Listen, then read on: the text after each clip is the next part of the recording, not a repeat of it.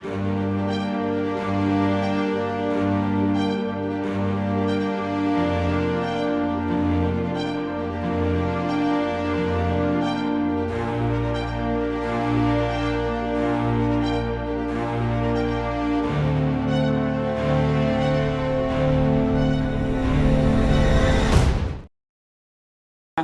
so in this dream, I was at a house, and then I was on the upper level inside of a bedroom.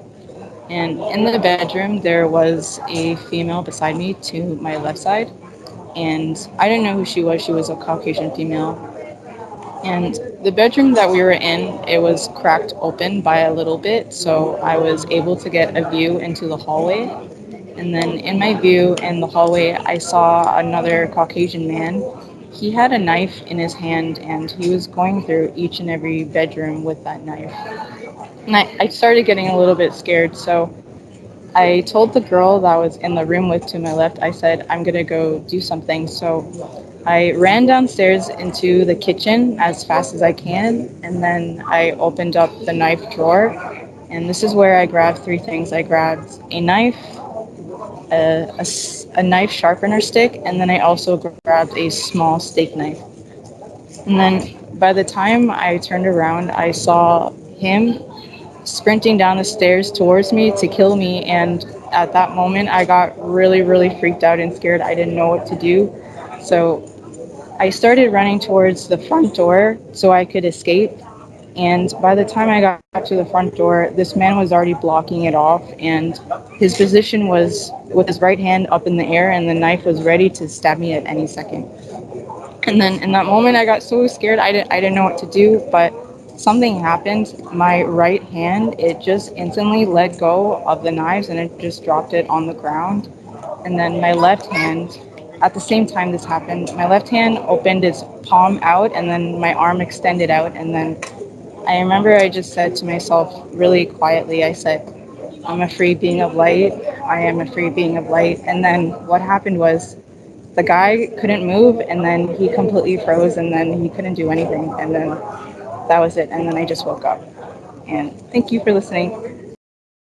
Well, just like a movie, as you start, as you watch the beginning and go through it, and Cal and I watch many documentaries, we can't figure it out because there's so many characters and complexity going on. But by the end, it shows up what's taking place. So, Karah, by the end of your experience, you see what's happening, and in a way, by just saying that, using something, you did a confrontation, you see. But the rest of the time, because you were exploring this house, it could be your consciousness or someone else's, whatever, you would know this as you look at it. Things are happening in the consciousness because there are ideas going on, and there are predators also that enter our consciousness in their own way.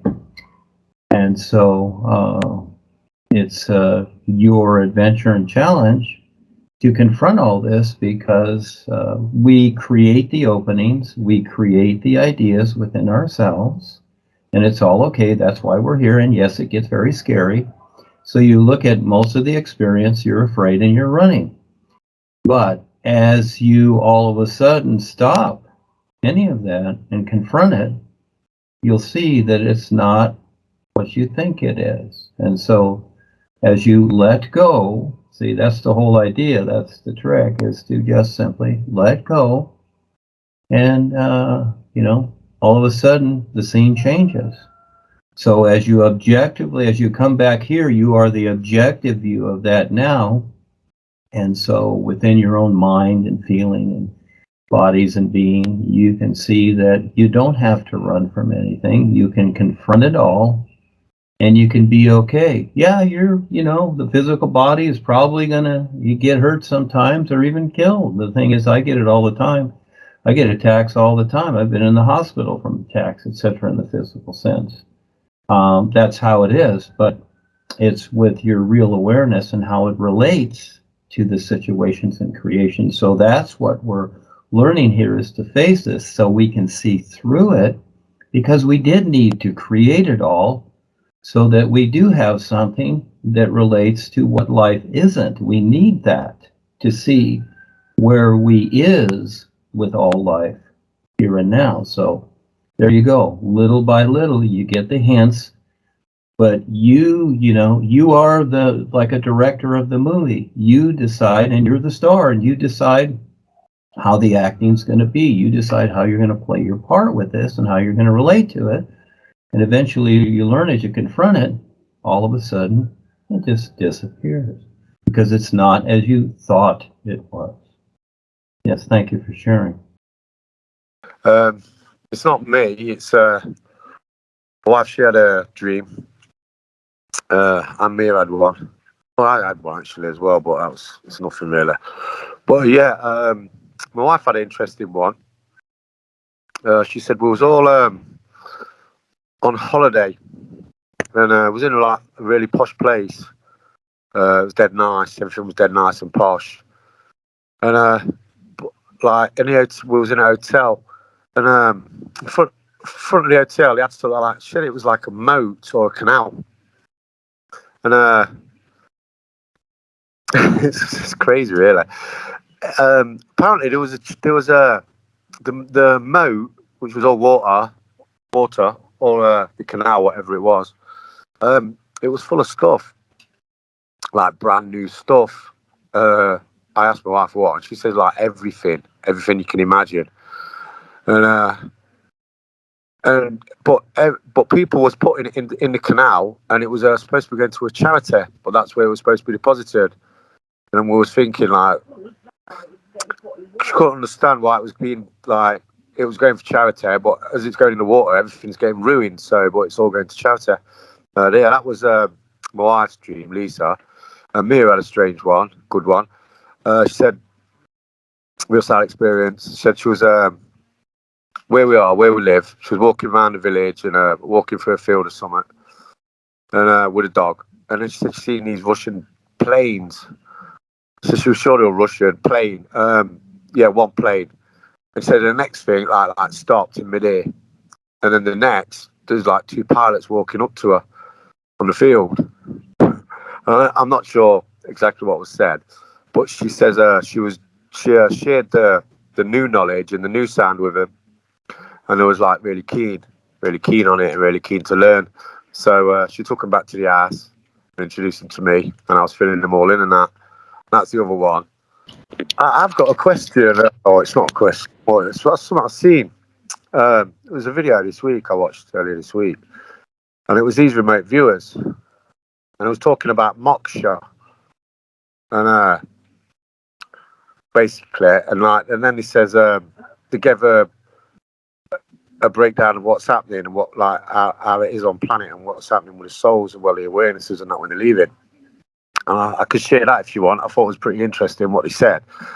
He said when moksha is like when you talk about it in the Hindu and the Buddhist texts and all that and the Vedas, and it's like when you reach enlightenment and all that, and it's like they say it's like when you're ripping a VR headset off and you see everything as it is.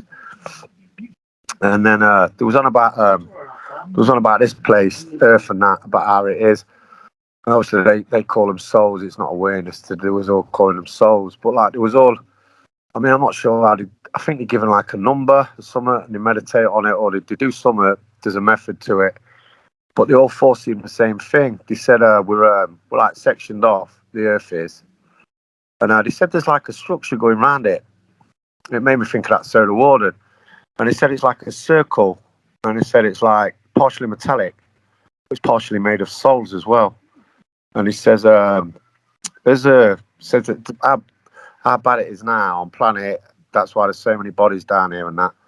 It's all on purpose and that. He says, but the ones trying to get off planet, the awarenesses or wherever they're supposed to be going, he says they're hitting this they described it as like one of the rings of Saturn, but he said it's partially metallic and it's made of souls. Like it works with souls as well, the mechanics of it. And what it is a soul. They were saying as a soul leaves the planet, it just gets bounced straight back down again. So it's not getting nowhere where it's want to go. That's what he said. What's happening with all the souls that are leaving planet? And he said they traced it back to who's doing it and that. And they got it all like. He said like a picture of like the physical, and he like done it in like these little cubes. He had like a solar system on one side, say our solar system, and then there was these little cubes like in time and space, physical universe. And he says, well, this is where the gods are, and the gods are man. He says, that's who's doing it all, and that's where they all are. And he says, they're like, they can live forever in there, you know. That's what it is. And he just says this wheel, it's like a wheel circle thing that's like collecting the souls and bouncing them back down to the planet. He said it's also like powering something else. It's a mechanism for something else. It's in the mechanics of it, but that's like nowhere near us. That's like wherever it is. But he says it works by what's happening on planet. And I just thought it was pretty interesting. Just thought I'd share that.